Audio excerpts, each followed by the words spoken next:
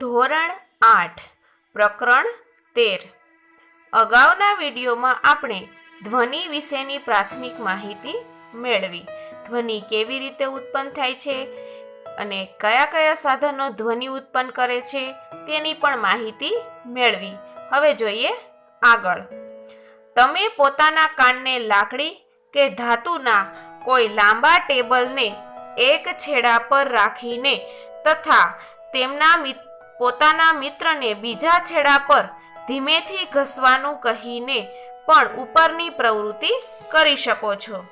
આપણે જોયું કે ધ્વનિ લાકડામાં કે ધાતુમાં પ્રસરણ પામી શકે. વાસ્તવમાં ધ્વનિ કોઈ પણ ઘન પદાર્થમાં પ્રસરણ પામી શકે છે. તમે એક મનોરંજક પ્રવૃત્તિ દ્વારા એ દર્શાવી શકો કે ધ્વનિ દોરીમાં પણ પ્રસરણ પામી શકે છે. તમે ક્યારે રમકડાનો ટેલિફોન બનાવ્યો છે? શું તમે કહી શકો છો કે ધ્વનિ દોરીમાં પણ પ્રસરણ પામી શકે છે? હા, ધ્વનિ દોરીમાં પણ પ્રસરણ પામી શકે છે. અત્યાર સુધી આપણે શીખ્યા કે કંપન કરતી વસ્તુઓ ધ્વનિ ઉત્પન્ન કરે છે તથા તે કોઈ પણ માધ્યમમાં બધી જ દિશાઓમાં પ્રસરણ પામી શકે છે. આ ધ્વનિને આપણે કેવી રીતે સાંભળી શકીએ છીએ? ચાલો જોઈએ. 13.4 આપણે આપણા કાન વડે ધ્વનિ સાંભળીએ છીએ. We hear sound through our ears. કાનની બહારના ભાગને આગળ ગળણી જેવો હોય છે. જ્યારે ધ્વનિ તેમાં પ્રવેશે છે ત્યારે તે કર્ણનાળ મારફતે કર્ણપટલ સુધી પહોંચે છે, જેની પાતળી સપાટી ચુસ્ત રીતે ખેંચાયેલી હોય છે. તેને કાનનો પડદો પણ કહે છે. તે એક મહત્વપૂર્ણ કાર્ય કરે છે. કાનનો પડદો શું કાર્ય કરે છે તે સમજવા માટે ચાલો આપણે પાતળા ધાતુના ડબ્બાનું કાનના પડદાનું મોડેલ બનાવીએ. પ્રવૃત્તિ 13.10 એક પ્લાસ્ટિક કે ટીનનો ડબ્બો લો. તેના એક છેડાને કાપી નાખો. એક રબરના ફુગ્ગાના ટુકડાને ટીનના એક છેડા પર રબર બેન્ડથી બાંધી દો. સૂકા કઠોળના 4 કે 5 દાણા ખેંચાયેલા રબર પર મૂકો. હવે તમારા મિત્રને ખુલ્લા છેડા તરફથી હુરે હુરે બોલવાનું કહો. કઠોળના દાણાનું અવલોકન કરો. શા માટે આ દાણા ઉપર નીચે કૂદકા મારે છે? અવાજના તરંગોને કારણે. હવે જોઈએ આગળ. કાનનો પડદો એક ખેંચાયેલા રબરના પડની જેવો હોય છે, જે તમે આકૃતિમાં જોઈ શકો છો. ધ્વનિના કંપનો કાનના પડદાને કંપિત કરે છે. કાનનો પડદો કંપનોને આંતરિક કાન સુધી મોકલે છે. ત્યાંથી ધ્વનિના તરંગોને મગજ સુધી પહોંચાડવામાં આવે છે. આ પ્રકારે આપણે ધ્વનિ સાંભળી શકીએ છીએ.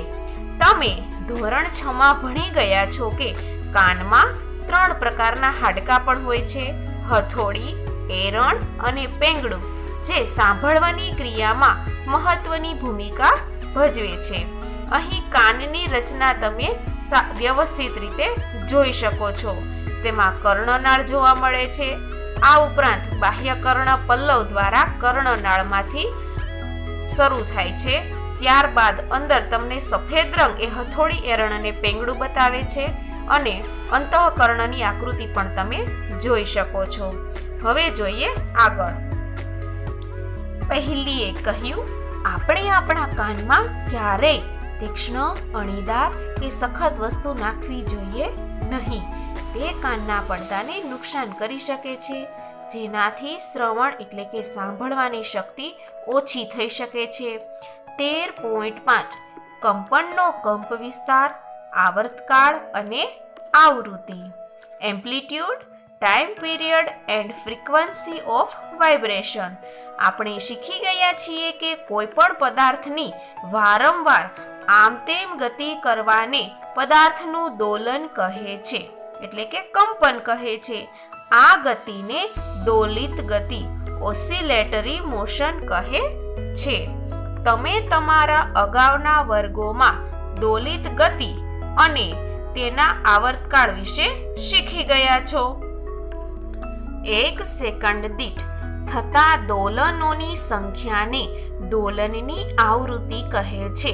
અહીં તમને આવૃત્તિની વ્યાખ્યા આપેલી છે, જે તમારે ખાસ યાદ રાખવાની છે કે 1 સેકન્ડમાં કેટલા દોલનોની સંખ્યા થાય છે તેને તેની આવૃત્તિ કહે છે. આવૃત્તિને હર્ટ્ઝ એકમ દ્વારા દર્શાવવામાં આવે છે. તેનો સંકેત Hz છે. જો 1 સેકન્ડ દીઠ 1 દોલન થાય તો આવૃત્તિ 1 હર્ટ્ઝ કહેવાય.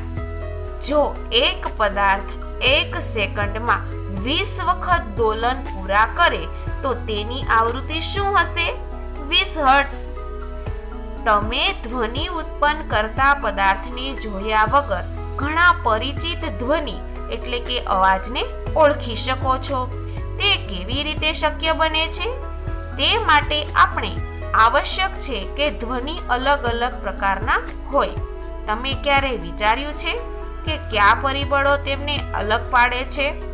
કંપ વિસ્તાર એટલે કે એમ્પ્લિટ્યુડ અને આવૃત્તિ ફ્રીક્વન્સી એ ધ્વનિના અગત્યના ગુણધર્મો છે. શું આપણે ધ્વનિને તેના કંપન કરતા કંપ વિસ્તાર અને આવૃત્તિને આધારે અલગ કરી શકીએ છીએ? પ્રબળતા અને પીચ એટલે કે તીણાપણું, લાઉડનેસ એન્ડ પીચ. પ્રવૃત્તિ 13.11. એક ધાતુનો ગ્લાસ અને 1 ટેબલસ્પૂન લો. ચમચાને ધીમેથી ધાતુના ગ્લાસની ધાર પર અથડાવો.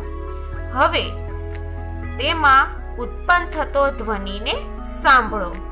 ત્યારબાદ ચમચા વડે ધાતુના ગ્લાસ પર તીવ્ર પ્રહાર કરો અને ઉત્પન્ન થતો ધ્વનિ ફરીથી સાંભળો.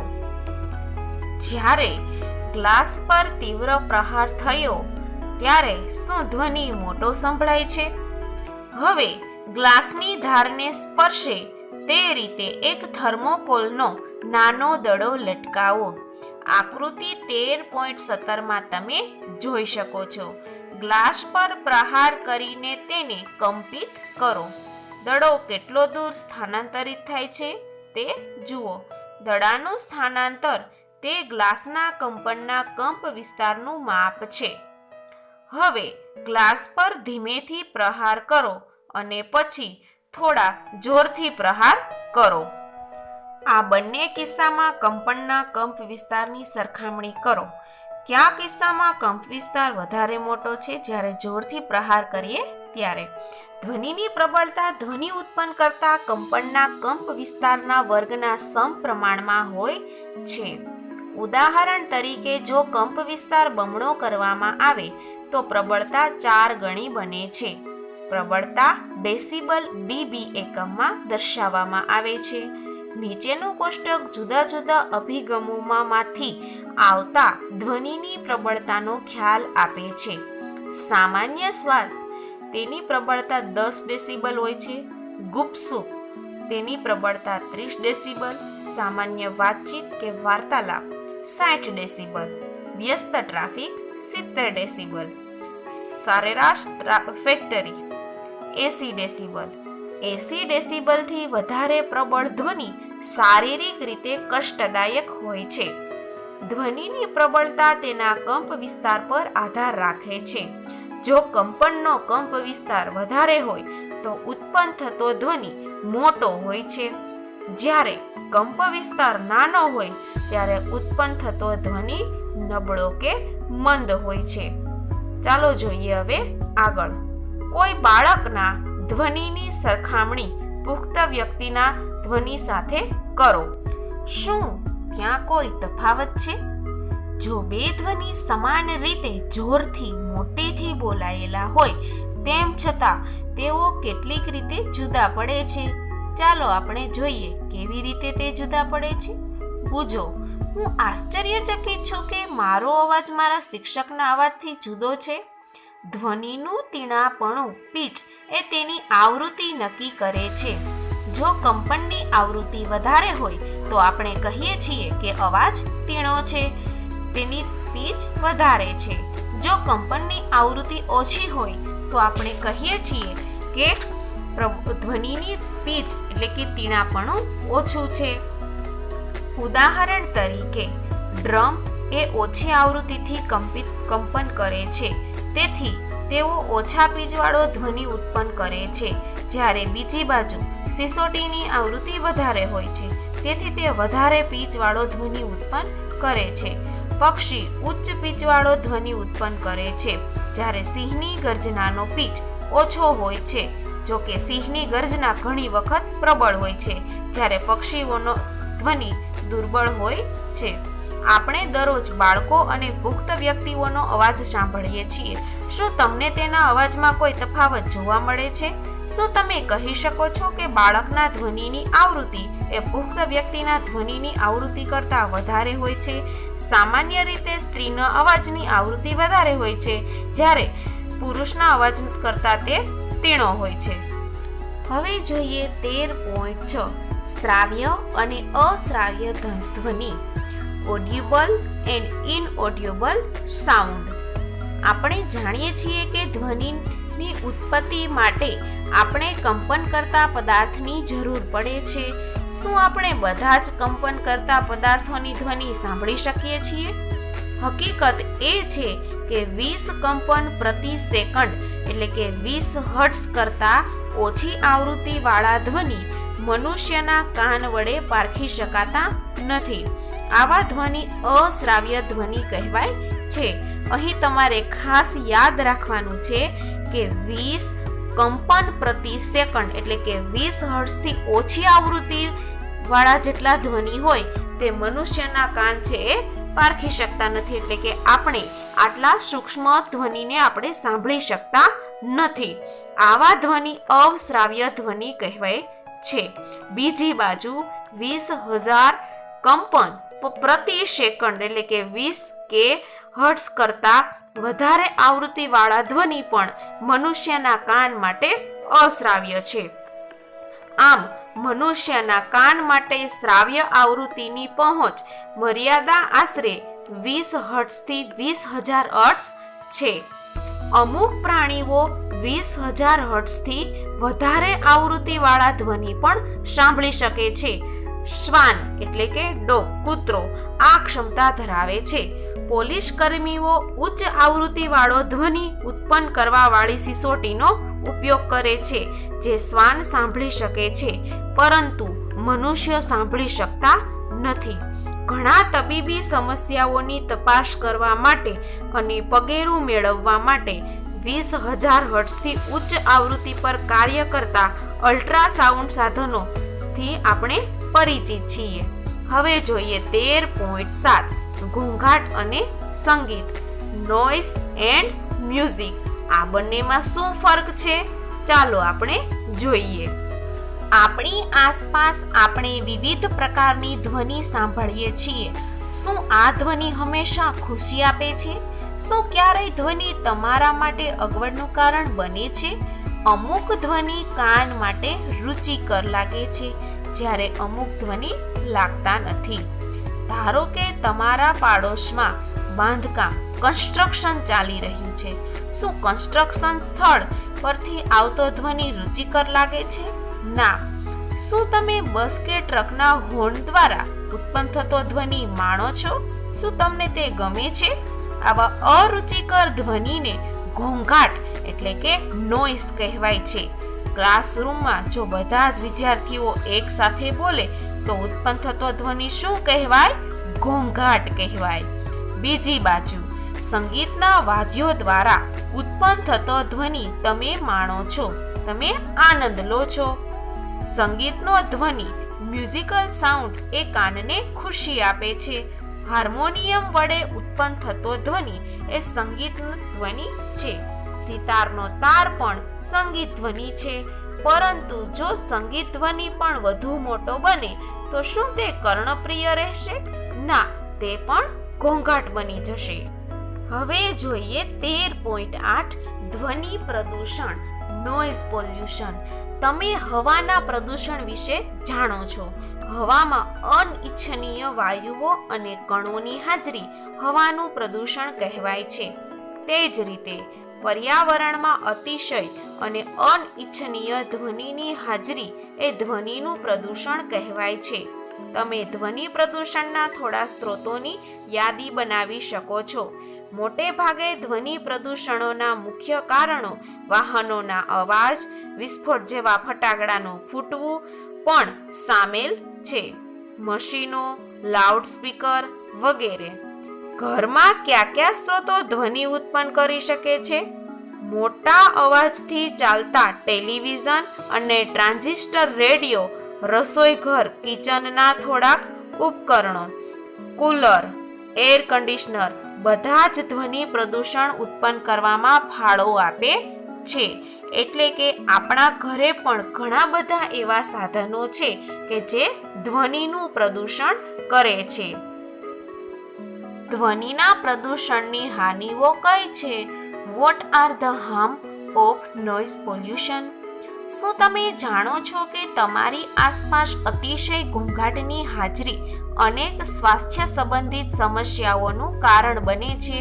અનિદ્રા, હાઇપરટેન્શન, હાઈ બ્લડ પ્રેશર, ચિંતા અને અન્ય ઘણી સ્વાસ્થ્ય સંબંધિત ખામીઓ ડિસઓર્ડર ધ્વનિ પ્રદૂષણથી ઉત્પન્ન થઈ શકે છે. સતત પ્રબળ ધ્વનિના પ્રભાવ હેઠળ રહેવાવાળા વ્યક્તિઓની સાંભળવાની ક્ષમતા કામચલાઉ, અસ્થાયી કે કાયમી રીતે ઓછી થઈ જાય છે. ધ્વનિ પ્રદૂષણને નિયંત્રણમાં રાખવા માટેના ઉપાયો. Measure to limit noise pollution. ઘોંઘાટને નિયંત્રણમાં રાખવા માટે આપણે ઘોંઘાટના સ્ત્રોત પર નિયંત્રણ રાખવું જોઈએ. આ ઘોંઘાટ નિયંત્રણ કેવી રીતે કરી શકાય છે? આ માટે હવાઈ જહાજના એન્જિનો, પરિવહનના વાહનો, ઔદ્યોગિક મશીનો અને ઘરેલું ઉપકરણોમાં સાયલેન્સર લગાડવા જોઈએ. રહેણાંક વિસ્તારોના ધ્વનિ કેવી રીતે નિયંત્રણ કરી શકાય? ઘોંઘાટ ઉત્પન્ન કરવાવાળી કામગીરીનું રહેણાંક વિસ્તારથી દૂર સંચાલન કરવું જોઈએ. ઘોંઘાટ ઉત્પન્ન કરતા ઉદ્યોગોને રહેણાંક વિસ્તારથી દૂર સ્થાપવા જોઈએ. ઓટોમોબાઈલ વાહનોના હોર્નનો ઉપયોગ બને તેટલો ઓછો કરવો જોઈએ. ટેલિવિઝન અને મ્યુઝિક સિસ્ટમ ધીમા અવાજે ચલાવવા જોઈએ. ધ્વનિ પ્રદૂષણની હાનિકારક અસરો ઓછી કરવા માટે રસ્તાઓ અને ઇમારતોની આસપાસ વૃક્ષો વાવવા જોઈએ, જેથી ઘોંઘાટ રહેણાંકો સુધી ન પહોંચી શકે. આ સિવાયના ઘણા બધા ધ્વનિના પ્રદૂષણને નિયંત્રણમાં રાખવાના ઉપાયો છે, જેથી કરીને આપણે ઘોંઘાટ ઓછો કરી શકીએ અને શાંતિથી જિંદગી જીવી શકીએ. હવે જોઈએ શ્રવણ ક્ષતિઓ. હિયરિંગ ઇમ્પેરમેન્ટ. સંપૂર્ણ શ્રવણ ક્ષતિ જે ભાગ્યે જ હોય છે, તે સામાન્ય રીતે જન્મથી જ હોય છે. આંશિક અશક્તતા સામાન્ય રીતે કોઈ બીમારી, ઈજા કે ઉંમરને કારણે હોય છે. તે સાંભળવાની ક્ષમતા ઓછી હોય તેવા બાળકોને ખાસ દેખભાળની જરૂર પડે છે. આવા બાળકો સંકેત ભાષા શીખીને અસરકારક રીતે સંપર્ક કરી શકે છે, કારણ કે બોલવાની ક્રિયા અને સાંભળવાની ક્રિયા પણ પરિણામ સ્વરૂપે વિકસે છે. તેથી શ્રવણ અશક્તતાને લીધે પીડિતા બાળકોની બોલવાની શક્તિ પણ દોષપૂર્ણ હોઈ શકે છે.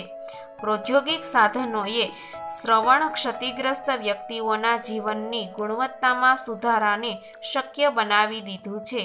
શ્રવણ ક્ષતિગ્રસ્ત વ્યક્તિઓની રહેણી કહેણીની વ્યવસ્થાઓ સુધારો કરવા માટે સમાજ ઘણું બધું કરી શકે છે અને તમે દેશના જાગૃત નાગરિક તરીકે તમે પણ આવા ક્ષતિગ્રસ્ત બાળકો કે વ્યક્તિઓની સેવા કરો તેવું કામ કરવું જોઈએ.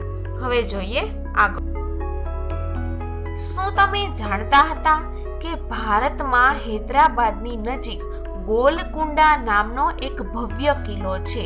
તે ઘણા ઇજનેરો એટલે કે એન્જિનિયરિંગ તથા સ્થાપત્ય વિષયક આર્કિટેક્ચર અજાયબીઓ માટે પ્રખ્યાત છે. પાણી પુરવઠા વ્યવસ્થા વોટર સપ્લાય સિસ્ટમ એમાંનો એક નમૂનો છે. પણ કદાચ સૌથી વધુ આશ્ચર્યજનક બાબત એ કે કિલ્લાના પ્રવેશદ્વાર પાસેનો ગુંબજ ડોમ છે. આ ગુંબજની નીચે એક નિશ્ચિત બિંદુ પર તાળીઓ પાડવાથી ઉત્પન્ન થયેલો ધ્વનિનો પડઘો પડે છે, જેને લગભગ 1 કિલોમીટર દૂર કિલ્લાના ઊંચામાં ઊંચા બિંદુ પર રહેલા કોઈ પણ સ્થાન પર સાંભળી શકાય છે. આની રચના એક ચેતવણી પ્રણાલીના રૂપમાં કરવામાં આવી હતી.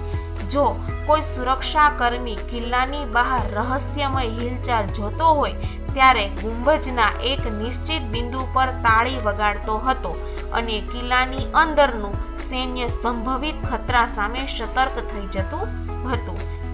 અહીં આપણું ચેપ્ટર પૂર્ણ થાય છે. Thank you.